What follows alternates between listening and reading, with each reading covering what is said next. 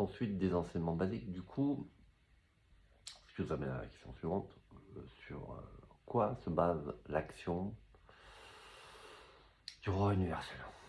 Donc c'est un concept nouveau, roi spirituel et politique de toute la planète.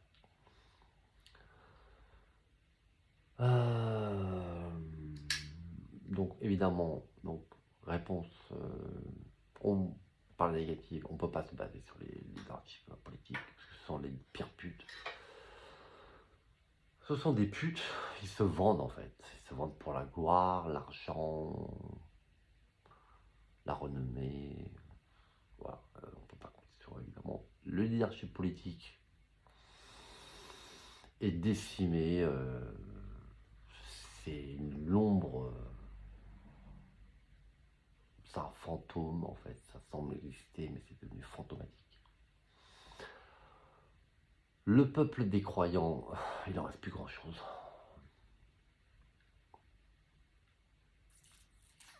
Du coup, on parle ici de récréation, en fait. De reconstruction en fait.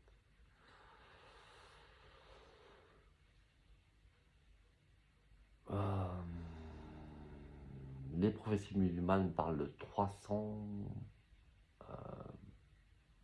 disciples proches, compagnons du Al-Mahdi. Le prophète Abraham a promis 12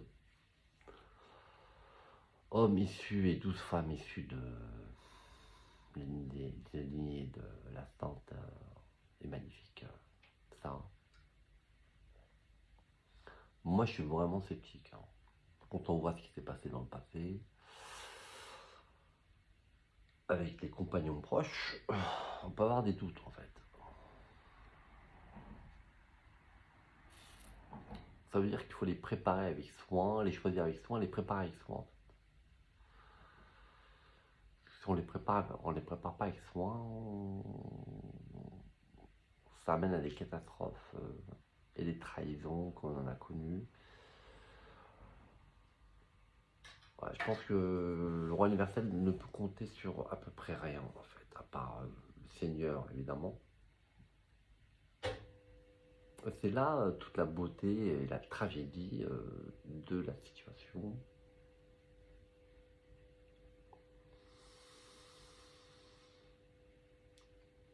Le chemin solitaire avec Dieu, du roi universel.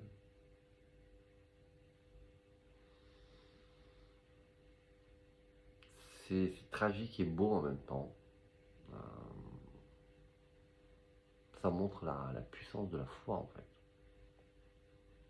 Encore on revient au même sujet.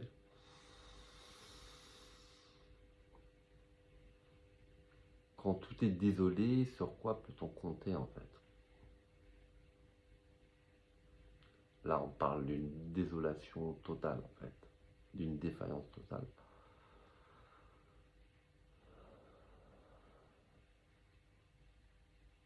Des appels qui ont été lancés en vain.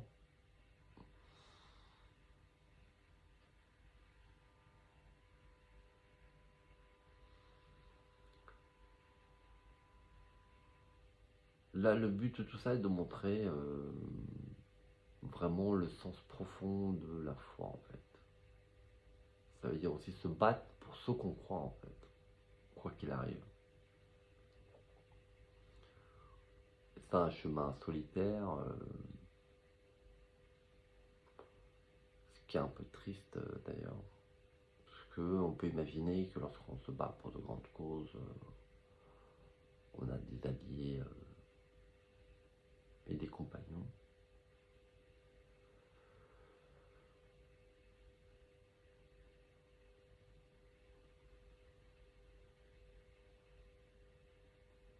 Ben, peut-être ça viendra par la suite.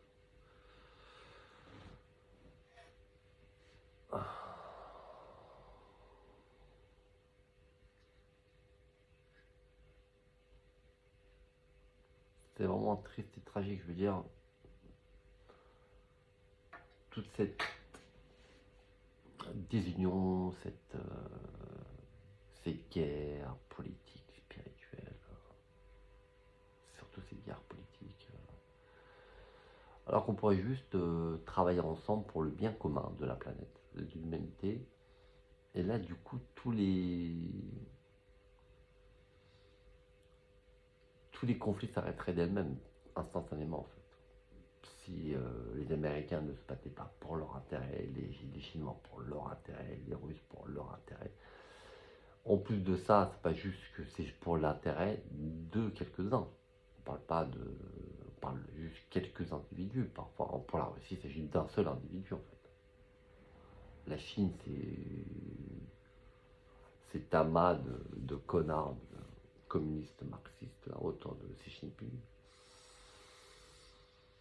Aux États-Unis, vous avez cette puissante et arrogante oligarchie américaine qui maltraite le monde depuis 100 ans. En Europe, vous avez cette arrogance, une bande de racistes et de misogynes.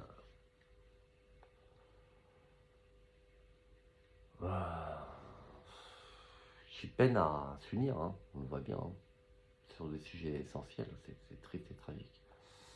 Ils arrivent à s'unir pour aller baiser l'Afrique, par exemple. Là-dessus, tout le monde est d'accord. Hein. Les Américains, les Chinois, les Européens, là, ils sont tout à fait d'accord. Je pense que Netanyahou va faire un tour du monde pour se dire, les gars, on va faire le business comme on le fait, là. On va arrêter de faire la guerre entre Chinois et Américains. Et on va décider d'aller baiser les Africains, par exemple. Voilà, les Africains. Parce que tout le monde les méprise, en fait. C'est ça qui est tragique. Tout le monde méprise les Africains. Hein. Les Américains, les Européens, les Chinois, les Turcs. Tout le monde méprise les Africains. D'où le chaos absolu en Afrique, quoi. Ça vient pas des Africains. Hein. Ça vient de l'extérieur, en fait. Ce mépris profond, il faut que les Africains sachent, et je pense qu'ils le savent, le mépris profond des Européens, des Américains et des Chinois maintenant, et de tout le reste de la planète. Pour eux, c'est dingue. Cette terre a tout. Hein. Ils ont tout, en fait. Ils ont vraiment tout. Voilà. Donc, il y a des gens qui veulent continuer, quoi qu'il arrive, le business comme ça actuellement, parce que ça leur convient, en fait. C'est ça, Netanyahou, en fait, cette pute, là. C'est le business. Là, il est venu en France pour le moment pour dire, pour essayer de reconvaincre Macron de faire le business comme d'habitude. Macron, parce qu'il sent que Macron va peut-être plancher. Donc il va faire le tour du monde comme ça, essayer de convaincre de la religion du cynisme en fait.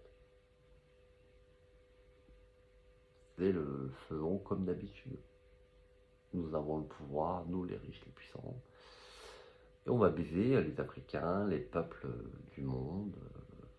Voilà. Et tout le monde est content comme ça. Hein. Effectivement, ça profite aux riches, les mecs qui sont. Et les puissants, ils sont à l'abri en fait. Pour l'instant. Mais il faut qu'ils soient unis contre le roi universel. Parce que le roi universel, lui, se bat pour la justice et la paix et pour les peuples. Du coup, ça crée un conflit évidemment. Du coup, il ne faut pas compter sur Netanyahou pour accueillir le Messie juif et le roi universel. Absolument pas. Il s'agit clairement de le combattre et de retourner vers voilà, ce qu'on avait l'habitude de faire avant, faire à peu près niquer tout le monde, les Palestiniens, mais aussi toute la planète. Voilà. Donc voilà, il va faire son petit tour du monde, là, il est venu voir Macron, il va essayer de voir le maximum de fils de pute, les convaincre que la religion vraie, c'est la puissance des juifs, la puissance des riches, etc. Et que ça doit être ainsi en fait. Et que c'est dans leur intérêt que ce soit ainsi.